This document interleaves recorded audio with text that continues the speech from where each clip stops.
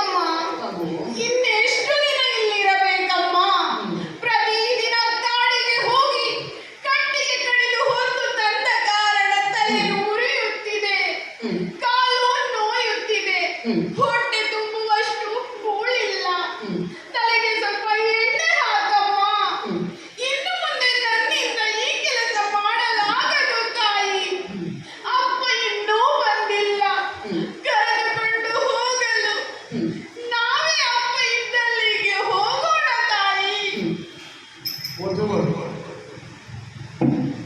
ಲೋಹಿತಾಶ್ವ, ಬೇಗ ಬಾ, ಬೇಗ ಕಾಡಿಗೆ ಹೋಗಿ ಕಟ್ಟಿಗೆಯನ್ನು ತರುವ. ಈಗಾಗಲೇ ನಮ್ಮವರೆಲ್ಲ ಬಂದಿದ್ದಾರೆ. ತನ್ನಯ್ಯ